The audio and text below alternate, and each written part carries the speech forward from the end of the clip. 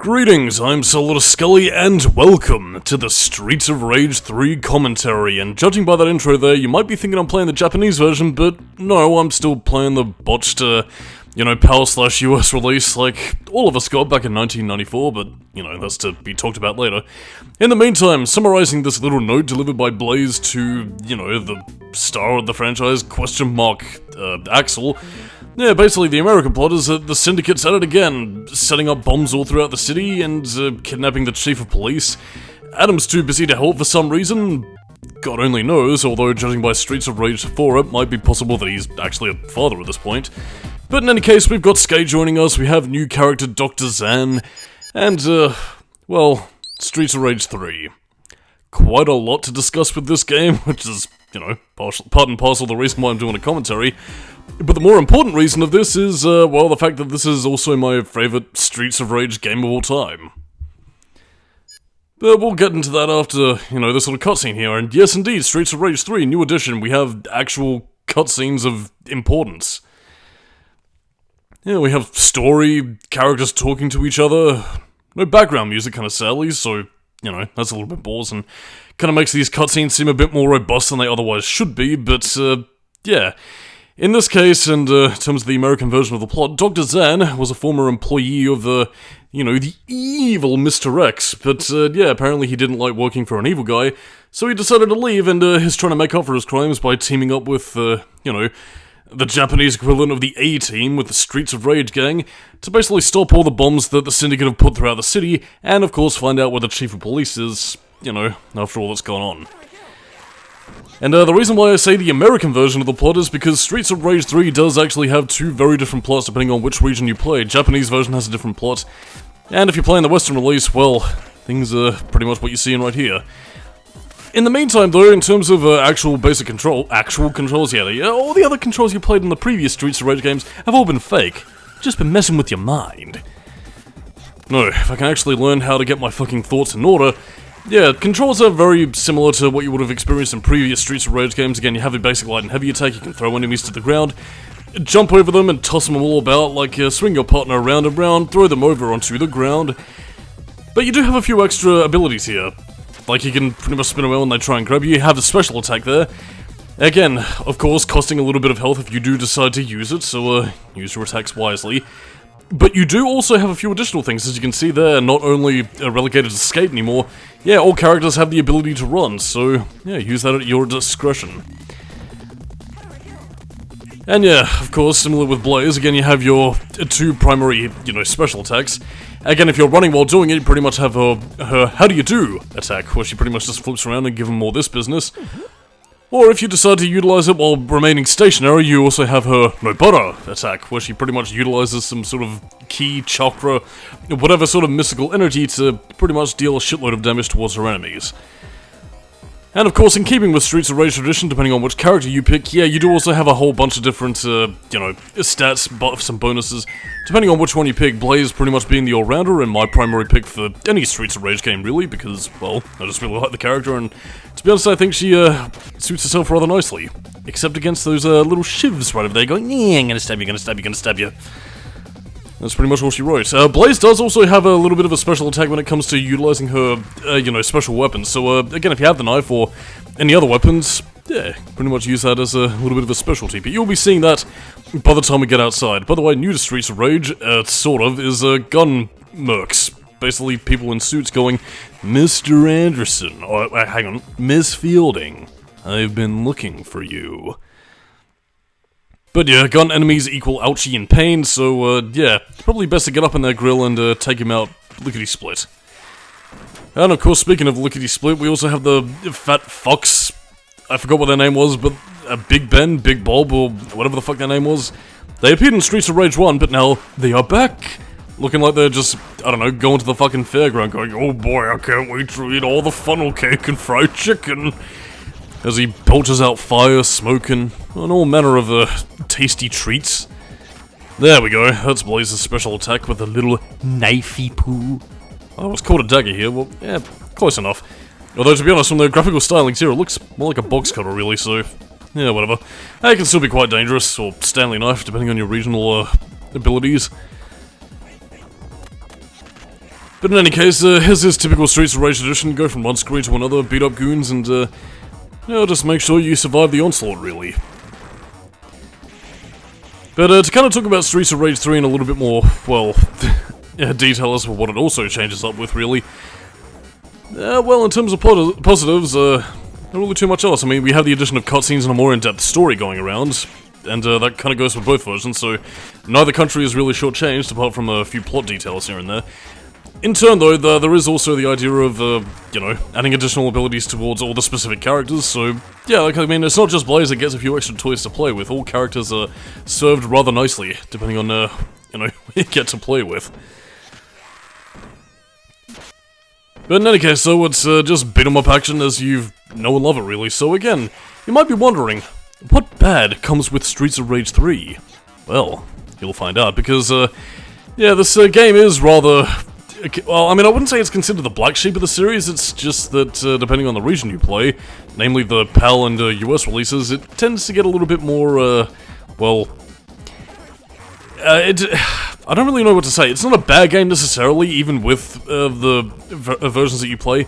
It's more that, you know, the developers sort of try their best efforts to make this game as, well, irritating to play as possible for, you know, the western regions of the world, which I'll get into a little bit later as I get into a little bit of trivia before this segment ends right here, which is, yeah, namely to do with a cut joke boss fight with Ash, who was basically this very stereotypical, gay man who looks like he goes to an S&M club. That was pretty much cut out of the, you know, US and PAL versions of the game due to fears of it being homophobic, or, I don't know, I guess maybe given that this was still, relatively into the early years of gay panic, yeah, him being a flamboyant stereotype and, going, ew, gay people. But yeah, I mean, given that we are playing this on the Sega Mega Drive collection thing here for the, you know, PlayStation 4, 5, and whatever other console under the sun, yeah, you can pretty much switch between the regions, so if you want to play the Japanese version, Squad-a-la, Ash boss fight restored, although I do believe it is technically accessible to play as Ash via cheat codes, but, yeah, can't really remember what they are at present. Ouchers, oh dear, getting whipped. Yes. But again, despite the fact that they don't allow you to beat up gay people, you can still beat up women. Gender equality for all video games. Anyway, this is Shiva from, Streets of Rage 2 that we fought right at the end. There's a very Kingdom Hearts Squall Leonhardt looking design here, which is quite bizarre, but that's, neither here nor there in this case. In any case, though, yeah, he is probably one of the more annoying boss fights in the game, and really at this stage is meant to be more of a prelude towards, well, one of the final boss fights of the game, on the off chance that you happen to fuck up, because, yeah, not only does Streets of Rage 2 have lots of additional additions to the gameplay and cutscene department, but yeah, it also has diverging story pathways, namely either a good or a bad ending, depending on how well you do. There is technically 3 endings, but that was more exclusive to the PAL release, and, well, US release now that I think about it, primarily because, well, God only knows, really. I don't know whether or not this was Sega or Japan's doing, or whether or not it was the localization team. I really can't be certain, but needless to say, if there's anything to be said about Streets of Rage 3, it's primarily the fact that a lot of this game got screwed over via localization, so I'm guessing a lot of the blame lies towards them, and how they really sort of kneecapped not only Streets of Rage as a household Sega name, but in turn sort of kneecapped the brand from getting any new games up until 2020, when even in that case, Sega pretty much had to license out the publishing and development rights towards another team, where all they retain is the IP, so yeah. And I mean, even in that case, it's been about 5 years since Streets of Rage 4 was released, so really, yeah, just kind of goes to show, again, the fan interest needs to be there, and Streets of Rage 4 did relatively well, so I mean, yeah, who knows really. I mean, I would certainly hope that it would have more games, you know, coming up in this, you know, new generation, but I guess it remains to be seen here. In any case, though, another thing that I do also want to point out in terms of trivia, and at least in terms of cut gameplay elements, was actually motorcycle gameplay. You might be noticing with a lot of these motorcycle dudes just sort of giving you all this and, you know, giving you the business and whatever. Yeah, there was some, sprite work and, you know, gameplay that was planned, but it was ultimately cut. Which does kind of make me wonder whether or not, Streets of Rage 3 was planned to have a Sega CD port, maybe, but, yeah, I guess that's neither here nor there in this case, or... I mean, I don't know, I mean, they technically had games like, you know, Outrun and Hang On, so I guess that technically could have been how they could have handled it in a kind of similar way to like some of the segments from Batman Returns, maybe? I don't know. But either way, yeah, in terms of overall gameplay shenanigans and story stuff, yeah, we ain't learning nothing from these goons, so we really just have to head off into the city. Wood Oak City. It's still a shithole despite the police department being kinda cap of shit. Ah, well. And I have a feeling I'm going to be running into another problem that I ran into in Streets of Rage 2, where, because of the simplistic nature of the gameplay department, yeah, I'm going to run out of things to say, which was part of the reason why I was a bit, hesitant to talk about Streets of Rage 3, but, I think I should be able to manage it. I hope. I pray. And, namely with, this little boss right here against, Rue and Bruce. Why exactly they call that, I have no idea, but, acquiesced. But yeah, if you want to unlock a certain character for the multiplayer and, you know, other additional elements, take out Bruce, the jester-looking animal trainer over there, and leave Rue alone, because, you know, he's a lovely little kangaroo, and thank God he's wearing boxing gloves, because kangaroos are fucking dangerous, and that might sound a bit silly for people who don't live in Australia, but trust me, kangaroos will do more damage to your vehicle and to you as a person than you ever will to them, so, yeah, don't fuck with kangaroos, or they will most certainly fuck with you, so... yeah, go after Bruce, and then you get to play as Rue. A kangaroo on your side. Whee! Ouchers, oh dear. But yeah, part of why you want to defeat Bruce first and foremost is because, first of which, he's weaker than Rue, and second of which being is that, well... yeah.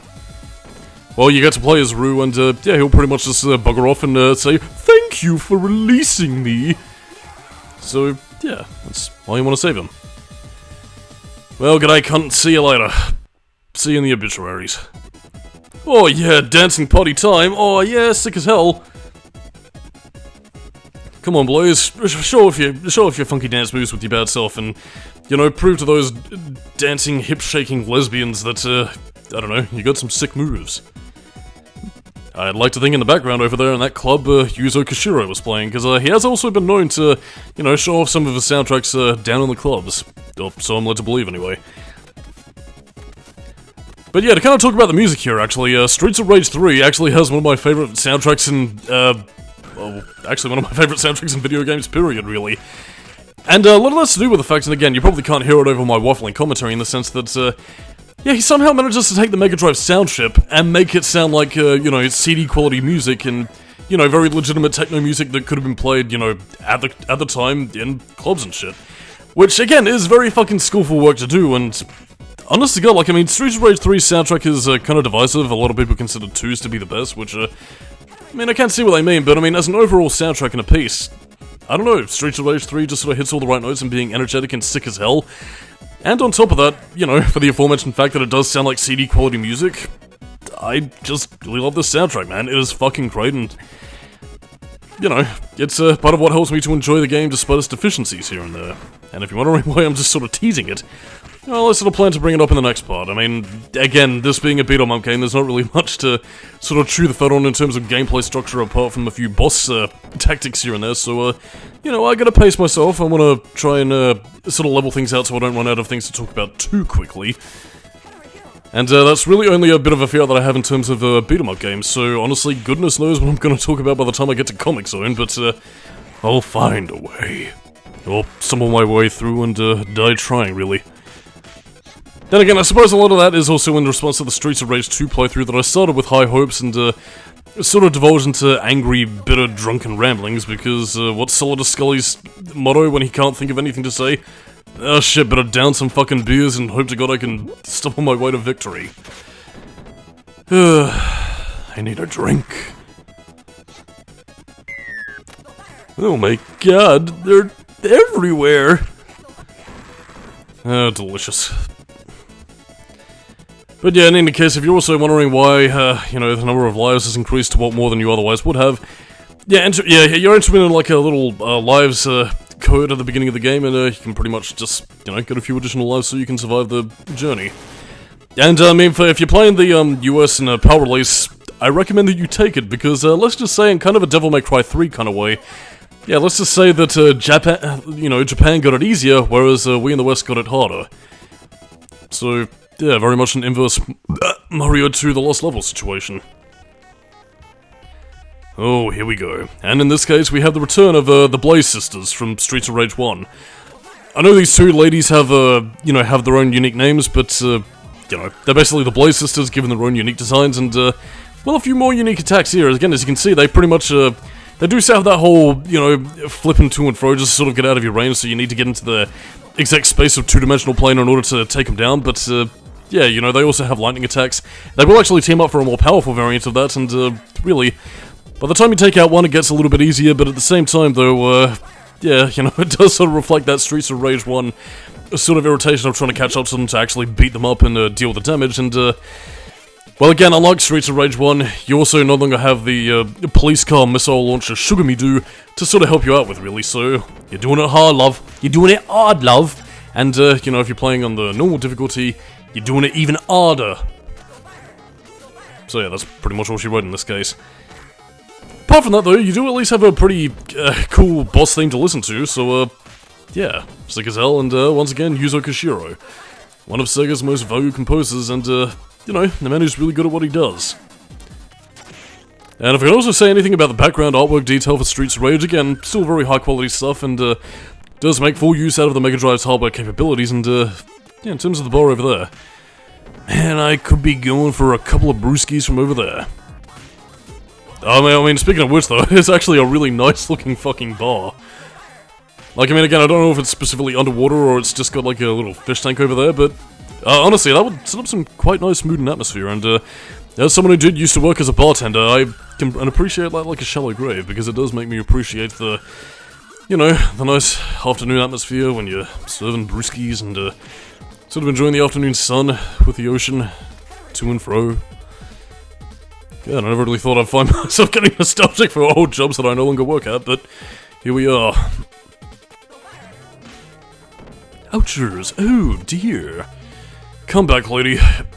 You must suffer my no butter attack.